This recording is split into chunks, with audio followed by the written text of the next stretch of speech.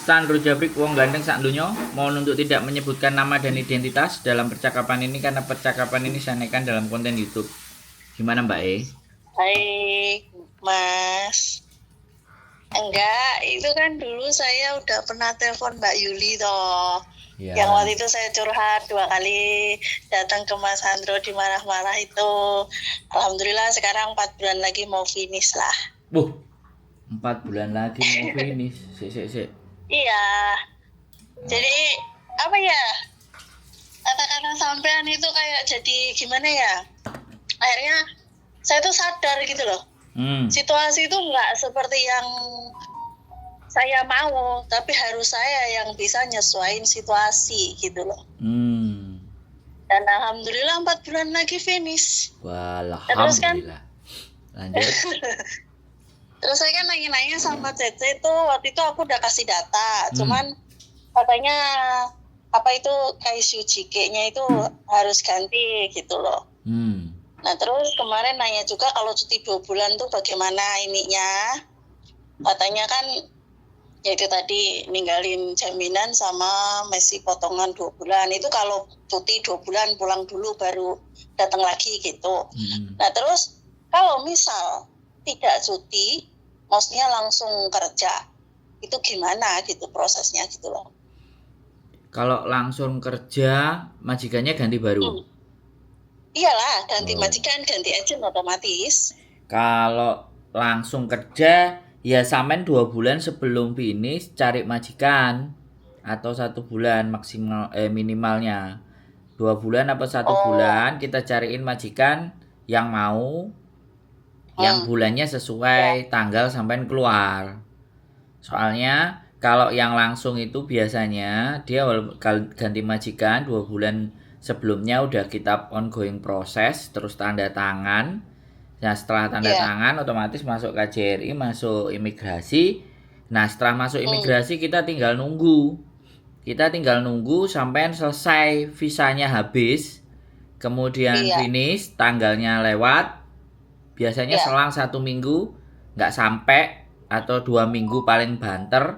Terus sampai nunggu setelah keluar dari majikan ya di boarding. Nah setelah itu baru masuk ke majikan baru ketika visa udah turun.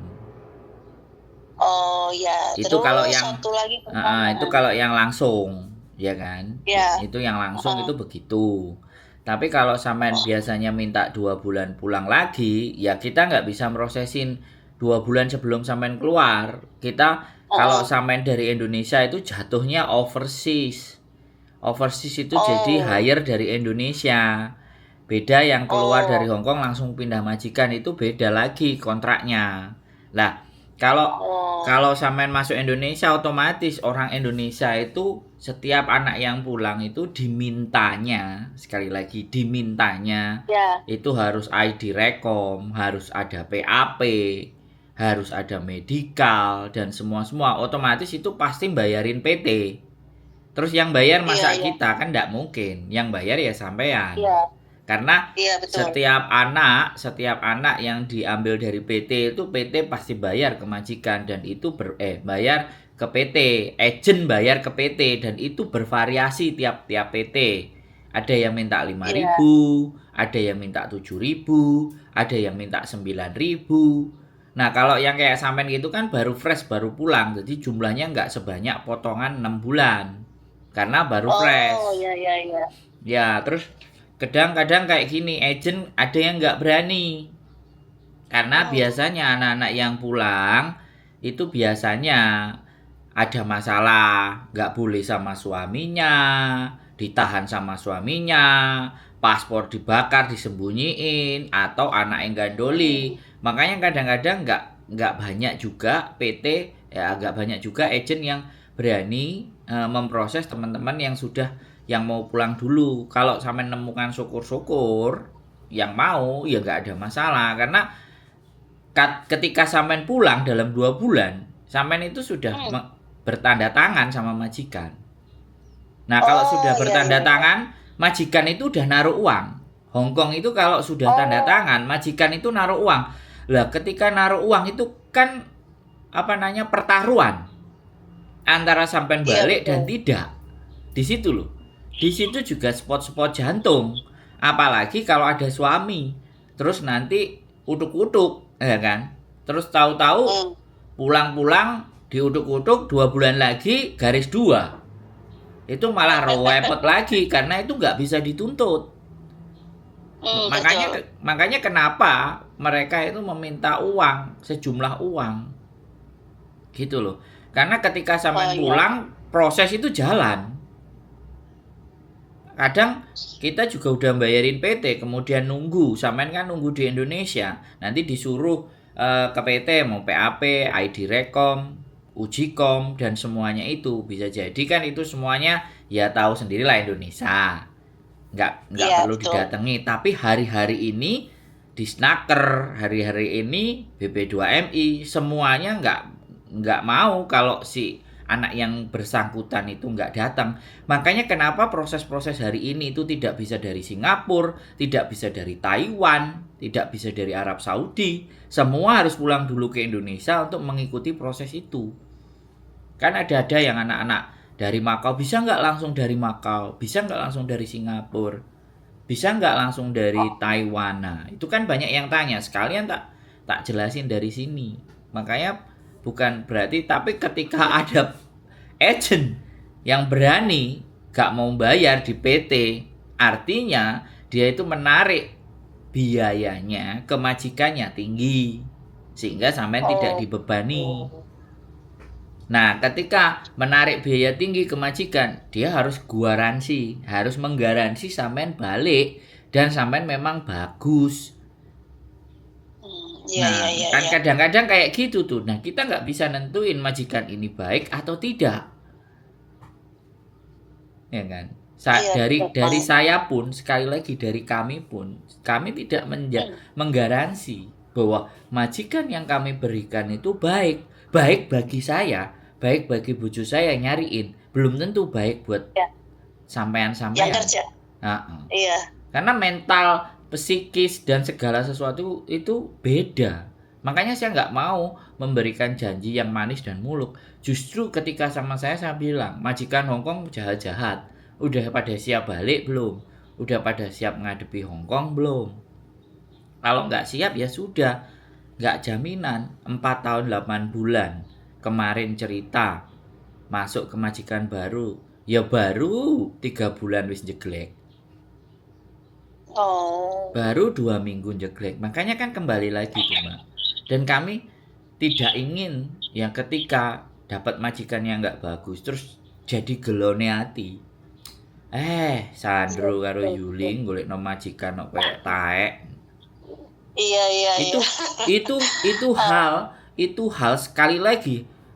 Saya lebih baik dimaki-maki, dimarah-marahin di muka saya dibandingkan di luar sana diam batin. Rezeki yang kita makan, Mbak, ketika dibatin orang seperti itu gak jadi berkah, Mbak. Makanya kan kita make sure, kita pastikan. Nah, tetapi terkadang ada juga teman-teman yang ngalem. Ya namanya manusia itu kan njaluk digatekno toh, ya kan? Terus dikasih Hongkong kondisi sudah seperti ini, majikannya kayak gini, keadaannya kayak gini, mbahnya kayak gini, gini kamu interview sama orangnya dan interview sama mbahnya langsung, pokoknya yang ada di situ sudah interview semua pakai kamera, video call, dipastikan suruh nanya dan saya selalu berpesan bahwa mintalah libur setiap minggu. 7 hari itu 1 hari libur, 6 hari kerja. Saya minta sampai kalian memahami keadaan majikan baru putuskan untuk nggak libur. Nah, anak-anak kan kadang-kadang kebalik. Dan interview itu sesuatu yang krusial dan harapannya itu direkam. Jadi kalau majikan itu melenjani janji, ya kan? Interview itu bisa dibuka. Saya selalu bilang seperti itu. Kadang sekali lagi ada anak-anak yang kadang pinter, terlewat pinter, ya kan? Dia interview bla bla bla bla bla, di rumah cuma 2 orang, ya. Tapi keperucut, ya kan? Pada kenyataannya di rumah 3 orang. Kayak buat saya. Kalau ada punya rekaman interview, saya bantuin, tak gas. Berarti kan majikan yang bleset. Tapi kalau Iya, tidak ada bukti interview, terus aku kon piye ngewangi nih. Makanya terus ada lagi gimana? pertanyaan nih Mas. Kan gini toh, visa saya itu habisnya tanggal 17, ya kan? Bulan? Terus, misal kalau majikan mengeluarkan saya pada saat tanggal 17 itu, kan otomatis hari itu kan habis gitu kan. Nah, apa nggak apa-apa, misal saya itu nggak keluar dari Hong Kong. Ada dua kan kemungkinan. Ada dua hal. Yang pertama, kalau sampean sudah masuk tanda tangan majikan baru ongoing proses, jadi udah masuk ke imigrasi atau sudah masuk ke KJRI, itu aman, nggak usah dipusingkan, karena dokumen sampean sudah submit. Nah itulah yang itu yang dilakukan sama agent. Makanya jangan sampai telat. Kadang-kadang anak-anak itu nyari mau milih job, giliran tinggal 2 hari dia nggak nemu, kemudian tiba-tiba dia tanda tangan wes saeneke. Lah ini persoalan juga. Jadi tidak di manage. Makanya lebih berat, menurut saya lebih berat finish, cari majikan finish dibandingkan cari majikan break. Kalau break sudah dipastikan pasti ada 14 hari dan dia pulang. Iya, betul. Itu fix. Tapi kalau finish kita harus 1-2 bulan itu harus menyikapi itu semua. Ini mau diputuskan, mau renew apa mau cari majikan baru.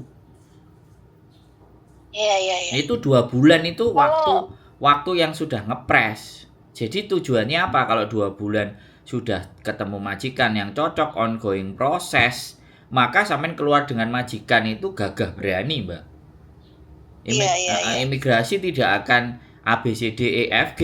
Jadi pada saat sampean sudah keluar, mungkin di tanggal itu KTP sampean kelar, visa sampean kelar, tapi masih submit, ada yang mau calon guarantor berikutnya, yaitu majikan baru. Jadi nggak masalah ya? Nggak masalah gitu. Karena ini yang saya bingungin gitu. Soalnya bos saya itu takutnya nanti saya dikeluarin pas tanggal 17-nya itu gitu loh. Kalau bisa sebelum hari hanya mungkin saya agak tenang lah. Tapi kalau pas tanggal 17-nya bulan 9 itu kan otomatis bisa hari itu habis. Dan mungkin juga kan mungkin dibeliin tiket itu. Nah soal tiket itu gimana? Apakah harus dihapuskan atau gimana?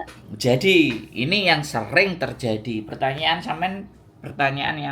yang tepat-tepat lah, yang banyak dikhawatirkan sama anak-anak dan sampean bertanya sebelum waktunya mepet. Jadi ketika sampean mau cari majikan baru, otomatis di 2 bulan atau 1 bulan maksimal, harusnya di 2 bulan sampean itu harus sudah ngomong sama majikan, aku nggak mau lanjut sama kamu. Kalau kamu mau cari CC, silahkan cari hari ini, sekarang, atau 3 bulan sampean sudah ngomong. Itu penting.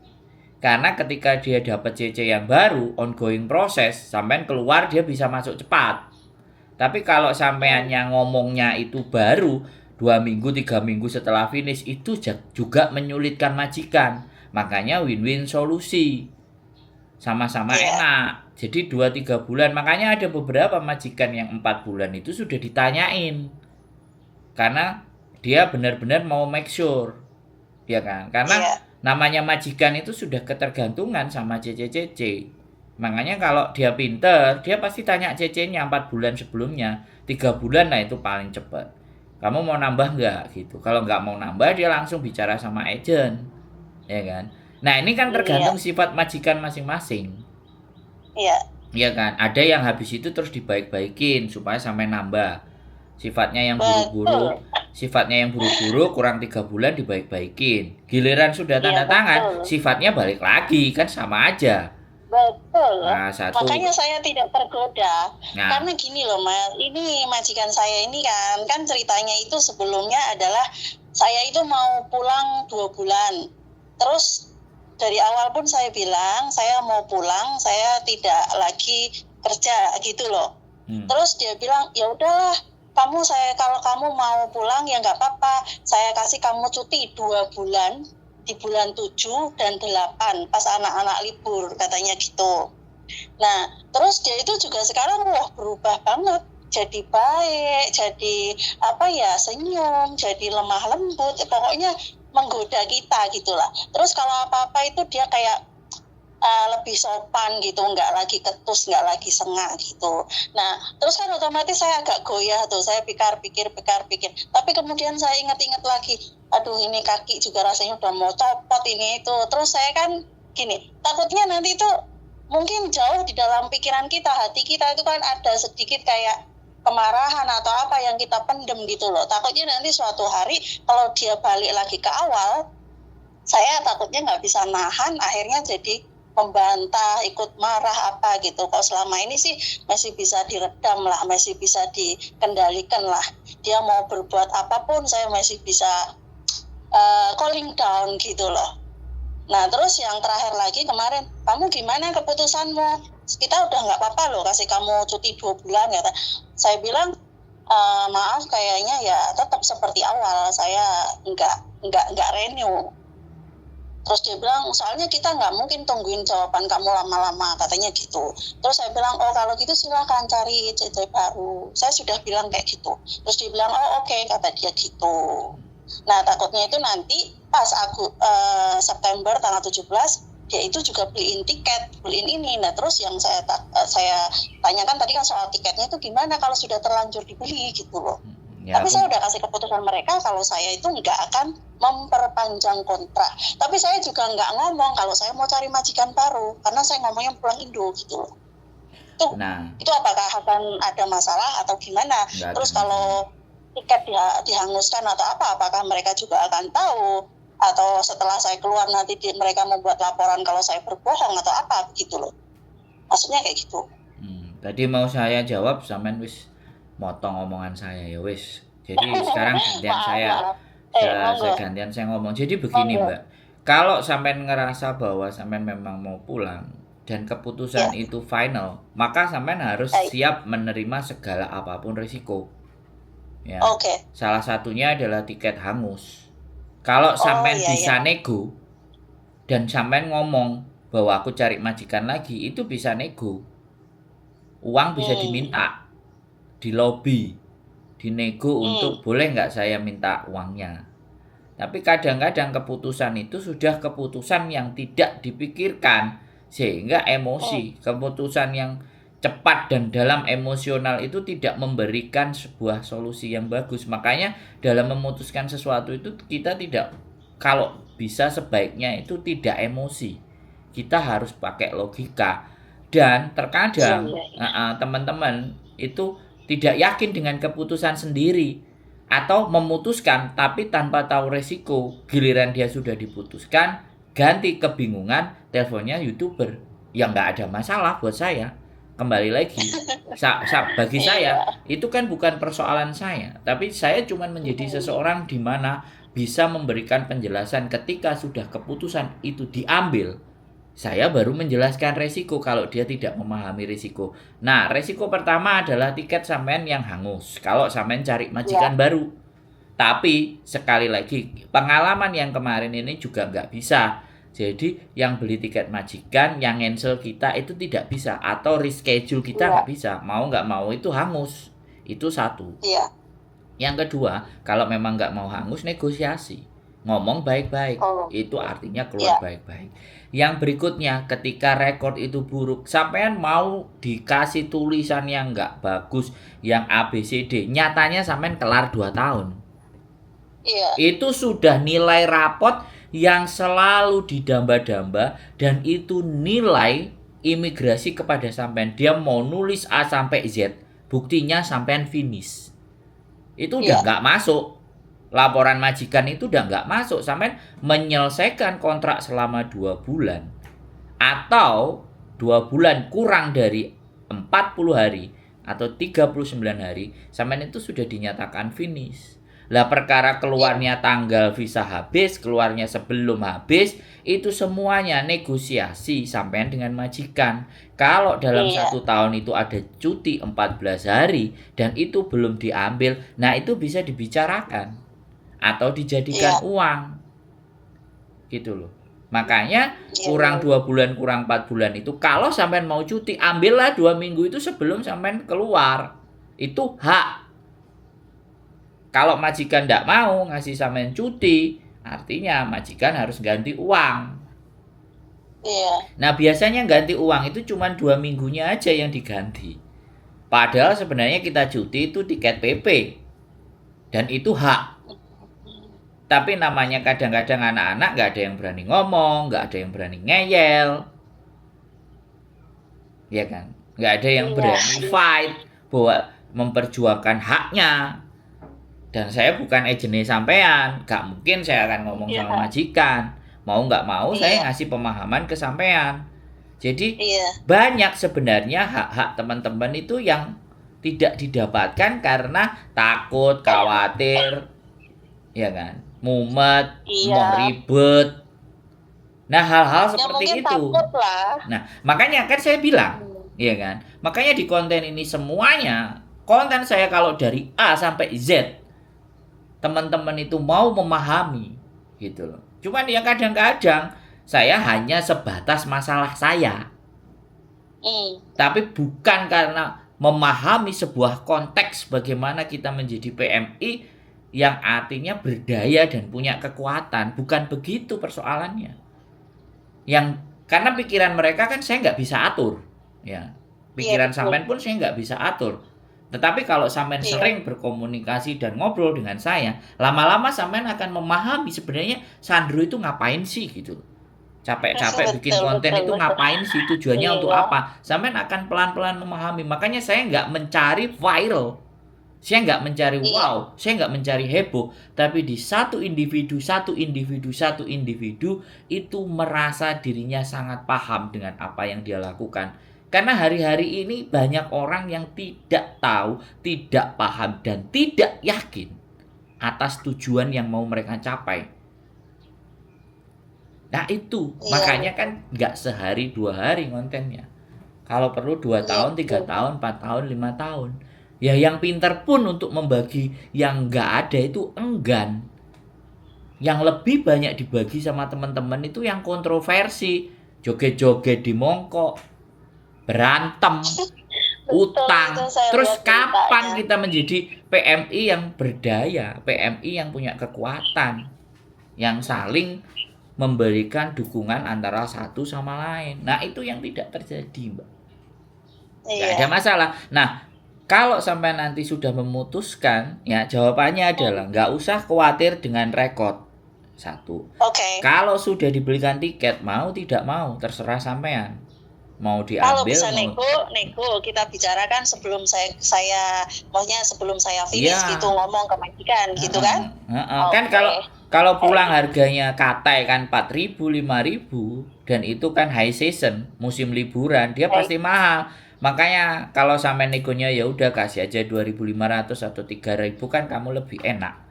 Terus ada tulisan tanda tangan. Tapi ada juga majikan yang sekali lagi ini kita nggak ngerti, makanya saya bilangnya tadi nego. Saya nggak mau.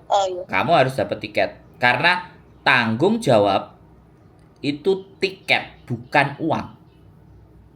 Makanya kembali lagi saya tadi bilangnya nego. Peraturan itu tiket pulang ke Indonesia.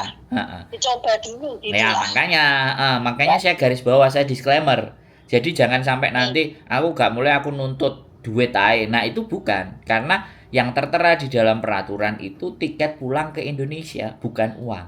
Iya betul. Itu makanya kita nego. Jadi terus rekod apapun nggak peduli menurut saya. Ya karena udah finish, apa yang dipersoalkan kalau finish. Kalau break, interminate, baru imigrasi akan membuat rekod. Makanya gak gampang dalam satu kontrak 2 tahun itu bisa dijalani. Kalau nggak benar-benar kita mindfulness, artinya memahami kita sebagai siapa, di sini ngapain, dan di sini mau seperti apa, tujuanku buat apa. Kalau tidak benar-benar memahami, apalagi memahami karakter majikan, itu hal yang terpenting. Dan itu tidak diajarkan di PT. Yang diajarkan di PT hanya nurut. Jangan bantah. Emang kontrak pertama itu benar-benar berat lah. Soalnya kan kita belum paham kulturnya sini, terus karakternya orang sini, terus kebiasaan mereka, terus ininya mereka itu benar-benar kayak satu hal ya itu tadi kita mesti kayak saya itu ya harus ngalahin diri sendiri gitu. Kalau dulu mungkin ya masih egonya itu masih kayak pengen orang tuh kamu tuh harus seperti yang saya mau, seperti saya ini, saya begini kerjanya ya gimana itu. Tapi setelah beberapa bulan, setelah beberapa ini, oh berarti ya keadaan harus dibalik. Kan saya yang datang ke sini, jadinya saya yang harus menyesuaikan diri. Iya. Kalau mereka ya terserah mau bertingkah kayak apa ya, it's okay, up to you kan gitu toh. Nah akhirnya saya balik keadaan yang tadinya masih agak ini itu kayak ini itu, akhirnya ya udah oke, loss gitu aja. Terus akhirnya berjalan dengan baik, berbulan-bulan lalu lah, sekarang tinggal 4 bulan ya alhamdulillah gitu. Terus mereka ya mungkin melihat saya kok orangnya nggak banyak tingkah juga nggak ini, terus ya pengen saya nambah, pengen itu ya dengan segala rayuan gitu. Tapi saya ya sudahlah, saya teguh dengan pendirian. Yang penting saya setidaknya sedikitnya itu sudah ada bekal lah. Misal saya nanti ke majikan baru, ya saya udah tahu lah gimana harus ini gitu. Setidaknya sedikit ilmu sudah tahu gimana caranya gitu. Ya memang kontrak pertama itu berat kalau menurut saya. Jadi sekali lagi bahwa memang apapun ya Hong Kong, sekalipun apapun itu di Hong Kong, kita benar-benar harus memahami. Jadi bukan persoalan di mana dan seperti apanya kan, tapi kita harus menyadari ya, bukan berarti kita harus manut dengan majikan, tidak seperti itu. Hong Kong sudah sangat bijak karena dia memberikan rule dan aturan, tapi rule, aturan, dan tata cara itu tidak banyak dan tidak benar-benar dipahami teman-teman.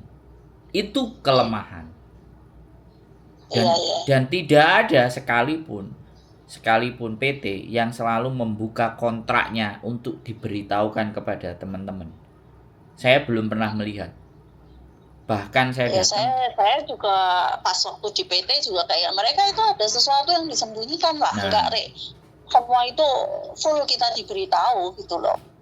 Bahkan waktu mau PAP aja kita di briefing gitu, nanti kamu ngomong ya kalau kamu itu zero cross gitu, padahal kan tidak kan gitu toh. Ya enggak? Itu salah satunya. Makanya sekali lagi saya nggak bisa memahami bagaimana cara berpikir di Indonesia. Makanya sampai detik ini kita belum membuat PT, belum ada niatan untuk bagaimana membuat PT dan mengelola PT itu dengan baik dan benar. Tapi kita baru lagi masih merintis agency gitu loh. Nah, suatu ketika memang sudah ada kesempatan, maka di situ akan saya tuangkan segala sesuatunya. Bahkan saya kemarin ke PT, saya punya teman-teman lagi bikin PT di Indonesia, Balai Latihan Kerja, aku datang. Nah, aku datang itu bawa kontrak. Dan kontrak itu tak kasih materi buat teman-teman. Nah, ternyata di dalam kontroversi itu, di dalamnya itu, ngapain dikasih tahu kontrak? Nih Sandro kayak yang punya aja. Nah, di situ saya langsung tueng. Hah? Selama ini aku nggak ngerti ya. Tolong dijawab di komen-komen kalau yang dengerin. Pernahkah kalian waktu berangkat membahas tentang kontrak kerja kalian? Tolong dijawab di komen-komen. Jadi itu hal dan dibahas tentang buku di mana kewajiban dan hak kalian sebagai PMI itu harus bagaimana itu diajarkan apa enggak. Wajar kalau yang yang X mau balik karena mereka biasanya enggak mau ada di PT. Tapi kalau untuk yang non X yang baru, apakah itu diajarkan? Apakah itu juga disampaikan? Saya enggak ngerti prosedurnya.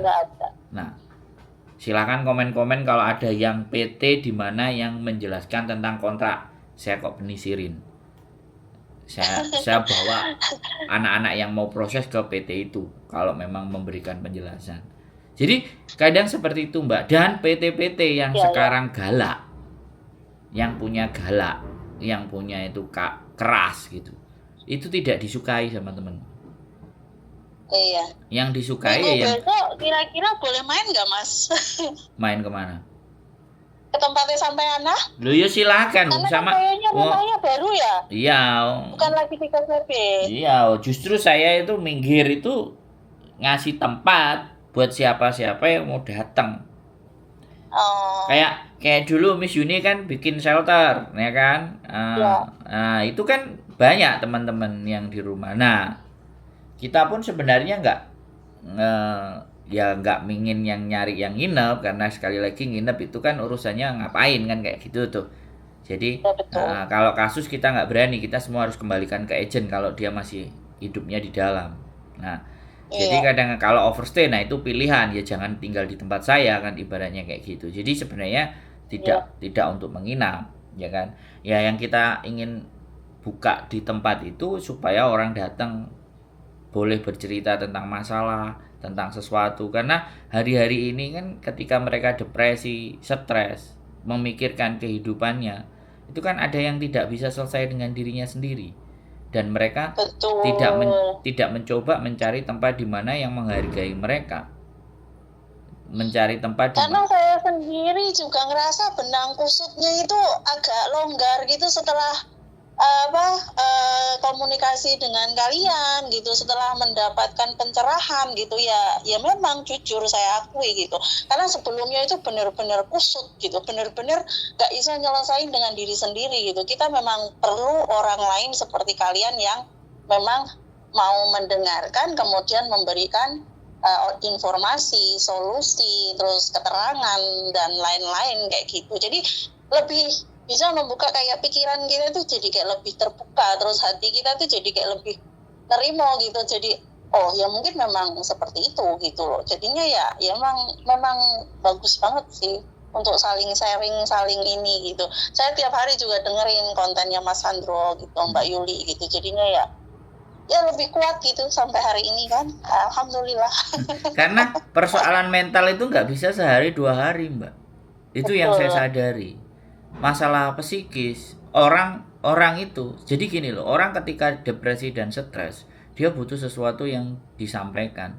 Dan apa yang menjadi pelega bahwa orang akan merasa kalau dia stres dan depresi itu seolah-olah hidupnya dialah yang paling menderita dan sengsara. Nah, ketika kita tampilkan video-video cerita dari teman-teman yang lain yang ternyata jauh lebih berat daripada kita, nah di situ menjadi introspeksi. Ternyata yang punya masalah itu nggak cuma aku. Dan ternyata rata-rata juga semua begitu. Dan akhirnya ketika dia tergerak untuk terdorong, ya sudah deh, aku tak coba sih telepon sama Sandro, bagaimana sih kacamatanya Sandro terhadap persoalan dan permasalahanku. Nah, di situ dibutuhkan. Makanya dalam pembelajaran kita, hear dan listen itu beda. Dalam bahasa Inggris itu semua artinya mendengar, tapi hear itu hanya mendengar saja, tapi kalau listen itu memahami. Kalau Indonesia kan hanya mendengar, bahasanya mendengar dan memahami. Understand itu beda lagi. Makanya dibutuhkan gitu loh, karena hari-hari ini dengan proses yang instan itu membuat depresi dan tingkat tekanan dalam diri mereka itu besar, apalagi tuntutan dari Indonesia. Iya. Kalau ada yang bikin kelas cuma di hari Minggu saja, ya hari Minggu tok itu dia menyadari. Senin, Selasa, Rabu, Kamis, Jumat siapa yang menemaninya? Karena saya tidak mampu menemani satu persatu, tak bikinlah koleksi di konten supaya saya bisa menemani hidup kalian. Iya, saya bukan ustadz dan saya bukan ustadz, saya bukan guru ngaji, saya bukan yai dan apapun. Saya hanya mengumpulkan berbagai macam persoalan teman-teman dan bagaimana perspektif saya. Sekali lagi perspektif saya. Karena nggak mungkin semuanya bagus, pasti ada yang bisa terima, ada yang tidak. Nah, itu butuh energi dan tidak banyak yang mau dan bisa serta meluangkan waktu untuk melakukan itu. Karena ya sekali lagi, benefitnya opo, aku oleh opo, untungku opo. Dapat pahala, Mas. Kenapa? Dapat pahala. Itu yang orang-orang menyadari betapa pentingnya waktu dan betapa dia mau memberikan jalan berpikirnya kepada orang-orang yang lagi susah. Dan gak semua orang kayak sampean, Mbak. Dan orang-orang yang merasa benar dan baik pun masih belum tentu mau membagikan informasi ini gitu. Masih ada di dalam diri mereka keraguan kenaan Sandro aku nih gak oleh opo-opo. Nah, itu jadi saya tidak berharap ada manfaatnya lah. Iya, aku mungkin tidak. Waktu itu kalau saya nggak sharing, nggak telepon, nggak ini, mungkin saya akan stres sampai hari ini kan. Mungkin saya akan tetap mungkin lebih parah, mungkin saya nge-break atau apa atau ini akhirnya ya tidak bisa melanjutkan, tidak bisa ini, otomatis mungkin juga bisa sempit pikiran ngelakuin hal yang nggak baik kan gitu. Karena kan memang selain masalah di sini, kita kan ke sini pasti karena punya problem yang mungkin jauh lebih besar dari Indonesia kan gitu toh. Nah, mungkin kalau tidak sharing, kalau tidak ketemu, kalau tidak ini, mungkin malah bisa saja terjadi hal yang jauh lebih buruk kan gitu. Tapi alhamdulillah karena waktu itu sharing, karena waktu itu ketemu, Tuhan kasih jalan saya pergi ke sana, Tuhan kasih ini sampean untuk supaya ini gimana caranya supaya dia itu pikirannya terbuka lah. Akhirnya agak keras sedikit, tapi malah yang keras itu justru yang membuat saya jadi lunak dengan diri sendiri, dengan keadaan kan seperti itu. Jadinya ya sudah, sekarang tinggal 4 bulan jalanin aja, nikmatin aja sambil memandang ke depan. Wah udah mau finish kan gitu. Senyum, ketawa, happy udah. Jadi justru terima kasih banget. Terima kasih. Justru kehidupan yang merasa bahagia itu ketika sampean bilang seperti itu. Makanya saya selalu menanamkan dalam diri saya bahwa bisa nggak kamu 1000 orang itu berterima kasih atas apa yang kamu perbuat? Bisa nggak 10.000 orang berterima kasih atas yang kamu perbuat? Mereka damai di dalam dirinya, mereka menyadari siapa dirinya, mereka memahami tentang persoalannya mereka. Nah, itu kan butuh energi yang gede, Mbak. Iya, betul. Mungkin orang-orang melihat saya di depan kamera ini so wise sekali, so bijak sekali. Dalam diri hati saya itu juga ada banyak permasalahan. Saya harus memenuhi kebutuhan.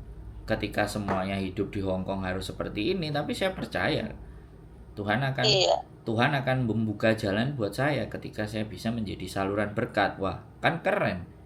Itu cita-cita dalam hidup.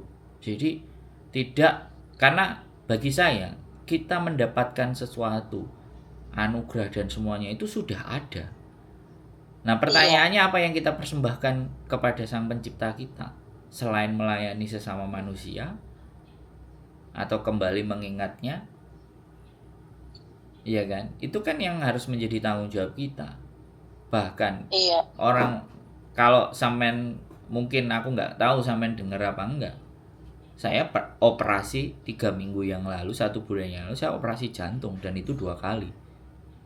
Waduh. Nah, kan dibalik semuanya itu dari kan konten yang kemarin yang paling baru itu Mbak Yuli bilang yang waktu itu kan nunjukin jalan untuk rute ke rumah yang baru itu, Mbak Yuli bilang suamiku masih agak nggak enak badan, ini lagi ini olahraga, jalan-jalan kayak gitu. Itu kan aku baru tahu kalau Mas Andre ternyata habis sakit gitu. Dibalik nggak tahu sama sekali. Makanya saya bilang dibalik semuanya ada hal yang harus dibayar, ada hal yang harus dikorbankan. Saya nggak meminta belas kasihan, makanya saya selalu bilang sama istri saya, tolong jangan di-post pada saat saya masih sakit, karena saya nggak menginginkan mereka itu hilang harapan.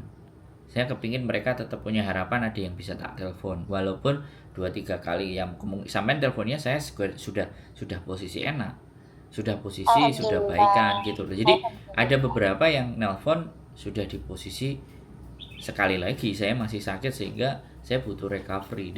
Dari hal itu saya juga menyadari bahwa ketika kita pingin berbuat baik kepada orang lain pun itu juga diri sendiri punya tantangan yang besar. Iya, betul. Dan ketika orang-orang yang yakin, orang-orang yang mengerti, orang-orang yang paham dengan saya, kok iso gitu. Kok bisa gitu loh. Maksudnya menyembunyikan sedihnya sendiri, sakitnya sendiri dari mungkin orang-orang yang selama ini kan selalu ini sampean gitu loh. Ya makanya penilaian makanya penilaian sebagian orang itu terlihat semuanya serba bagus dan positif, tapi di sisi saya yang negatif kan tidak banyak orang yang memahami. Tapi paling tidak kalau dari ngeliatin konten suka teriak-teriak, suka jengat-jengat, suka keras-keras kalau ngomong, itu artinya kan ada beberapa yang harus saya perbaiki. Evaluasi dengan rasa sakit itu saya harus introspeksi kembali, apa sih yang saya lakukan, apa kekeliruan saya. Jadi dari situ apakah tanggung jawab saya kepada keluarga, kepada istri, atau sesuatu hal yang saya terlupakan terlalu banyak. Kalau kata istri saya, kamu itu kebanyakan ngurusin orang lain gitu, kamu nggak ngurusin diri kamu sendiri. Ya saya diem, saya nggak akan jawab, nyatanya saya juga sakit. Jadi tetapi saya berdoa, saya meyakini kalau memang saya diberikan sakit, ya berikan saya pencerahan kenapa saya harus sakit, dan berikan saya pemahaman, petunjuk di mana bahwa saya harus bagaimana dan seperti apa, dan saya harus berbuat kayak apa. Karena tidak cukup berbuat baik saja kepada manusia, kita harus ingat kepada sang penciptanya itu bagaimana. Karena kita bisa berbuat baik kepada orang kan karena berkah karunia dan rezeki dari apa yang diberikan sang pencipta, yaitu Tuhan penguasa segalanya. Jadi terkadang di sisi itu saya, jadi sekali lagi bukan tidak hanya sekali lagi teman-teman yang merasa butuh. Terkadang dari sisi pasangan, kamu nggak ada waktu buat saya, kamu nggak ada waktu buat kita senang-senang. Jadi kadang dalam hati saya juga bertanya, apakah yang saya berikan, apakah ketika saya memberikan perhatian ke orang lain istri saya itu kecewa. Nah itu kan yang menjadi bahan evaluasi buat diri saya, Mbak. Banyak sekali, Mbak. Ya, saya memang tidak perlu menyampaikan hal yang susah atau persoalan dalam hidup saya.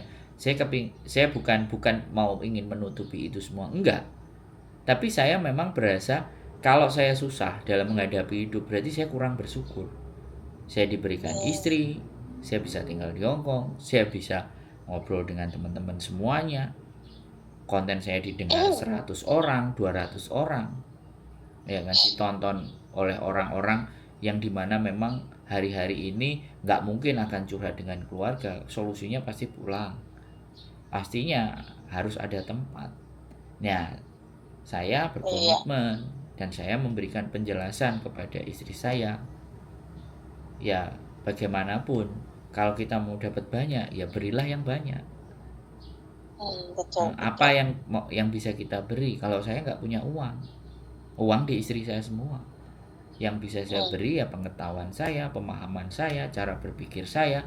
Bahkan setiap hari pun saya harus nonton konten psikologi, gangguan psikis, gangguan mental, itu harus saya masukkan ke dalam otak saya agar pembicaraan saya itu punya variasi dan selalu ada solusi dari kacamata yang bisa kita lihat bersama-sama, dari sisi sampean dan dari sisi saya. Tidak mungkin hanya dari sisi saya. Logika itu harus kita bangun agar orang juga bisa memahami. Terkadang ada yang telepon itu minta keputusannya dia yang dibenarkan. Kalau dia merasa bahwa keputusan dia yang apa yang ingin dia lakukan itu saya membenarkan, itu sifatnya ego. Makanya kan kan saya memberikan tagline-nya teman ngobrol, teman diskusi, bukan curhat. Saya lebih tidak ingin berbicara tentang sebuah curhat, walaupun meaning atau artinya mereka memahami itu curhat. Tapi saya diskusi. Kalau didiskusikan imbal balik. Makanya saya selalu ngomong, giliran saya ngomong kapan? Boleh nggak? Saya sudah mulai ngomong. Karena diskusi. Kalau curhat kan ada yang pingin ngomong terus jangan cuman, saya nggak butuh penjelasanmu, saya cuman pingin kamu dengar. Kan ada yang tipe begitu. Curhat itu begitu. Harusnya curhat itu kita banyak diem. Dia ngomong sampai dia habis. Ya itu curhat. Itu curhat. Tapi kalau diskusi kan TikTok kan, take and give. Yes, take and give. Iya. Nah, makanya saya tidak menulis curhatan. Saya menulisnya di teman ngobrol. Iya. Ngobrol dua arah. Kalau ngobrol satu arah ya artinya radio yang harus cuma didengarin. Begitu Iya. Mbak. Jadi ya Iya, alhamdulillah dan puji Tuhan kalau sampai ngerasa apa yang saya buat itu ada nilai dan manfaatnya. Benar-benar terima kasih banyak. Saya juga ngomong sama Yuli, sampaikan terima kasihnya. Ya mungkin waktu dulu itu ya awalnya itu ya kok keras banget gitu. Tapi setelah perjalanan pulang, terus kemudian sampai ke rumah majikan, kemudian saya itu waktu masuk gitu saya termenung gitu, ngeliatin semua apa yang saya sekarang itu tinggal di sini. Jadi ya saya harus ikuti itunya mereka gitu loh. Sambil maksudnya itu ya pelajarin itunya majikan gitu loh. Dia itu sukanya apa, tidak sukanya apa gitu. Terus saya harus bisa bertindak itu kalau dalam situasi apa, boleh apa, tidak boleh apa gitu loh. Jadi semuanya itu dipikirkan, dijalani, kemudian ya wes. Ya setelah itu terus mudah, Mas. Maksudnya hari-hari mudah. Entah itu soal pekerjaan, entah itu soal karakter majikan yang begini begitu, itu sudah bisa gitu, lebih mudah ngejalaninnya, lebih mudah nerimanya gitu. Nah akhirnya bulan-bulan berlalu dengan cepat. Nah sekarang udah tinggal 4 bulan ya. Karena setelah itu terus saya juga udah nggak pernah yang namanya curhat lagi, itu kan nggak. Karena yang final ya paling belakang saya datang ke rumah Mas Andro itu, gitu loh.